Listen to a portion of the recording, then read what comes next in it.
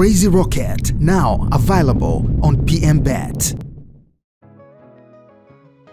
Yes, mambo ni aje, mambo ni vipi ewe mwana PMTV. Karibu kwenye updates za kimichezo ambazo sisi bwana kwa leo hii tumeona tudeal na mabingwa, tudeal na michuano ya klabu bingwa barani Afrika, ambapo tunafahamu kesho inarejea hapa nchini Tanzania kwa upande wa visiwani Zanzibar, ambako huko klabu ya Young Africans inaenda kutupa karata yake ya pili dhidi ya klabu ya Al Ahly kutoka Misri. Sasa kwenye mechi hiyo bwana, moja kati ya mastaa ambao walitegemewa kuwepo ama kuonyesha ubora mkubwa ni pamoja na Imam Ashur, moja kati ya viungo wabunifu zaidi hapa barani Afrika kwa sasa, lakini pia moja kati ya viungo ambao walikuwa na tournament nzuri sana kwenye michuano ya AFCON, ambapo kama unaweza kukumbuka alikuwa ni moja kati ya majina ambayo yalitajwa sana kwenye michuano hiyo. Sasa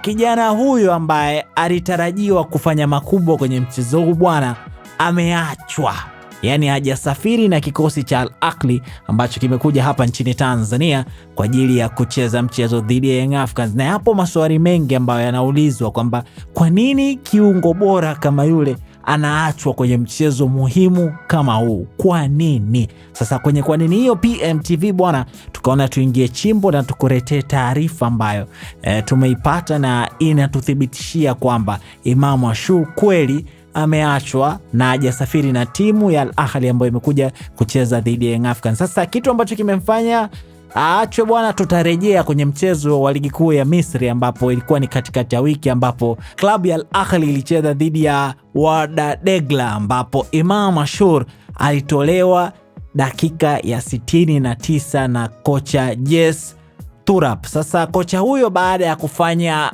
mabadiliko hayo, akati Imam Ashur anatoka, hakuridhishwa kutolewa dakika ile ya 69, na inasemekana alitoa maneno ambayo hayakumfurahisha kocha Jes Touré. Sasa baada ya kocha huyo kusikia maneno hayo, akaamua kwamba kijana huyo hatokuwa sehemu ya kikosi cha Al Ahly ambacho kitasafiri kuja Tanzania kucheza dhidi ya Young Africans. Lakini inasemekana viongozi walimshinikiza mwalimu kwamba anatakiwa kusafiri na kijana huyo kwa sababu bado ni mchezaji wao muhimu. Lakini baada ya kocha huyo kusikia maneno hayo, inasemekana akawa tayari kukunjua roho ili kumruhusu Imam Ashur aweze kurejea kwenye kikosi. Lakini Imam Ashur yeye naye alibaki na msimamo wake kwamba kama wewe uliniambia mimi haunihitaji kwenye kikosi kwa mechi hiyo, basi sitosafiri na timu.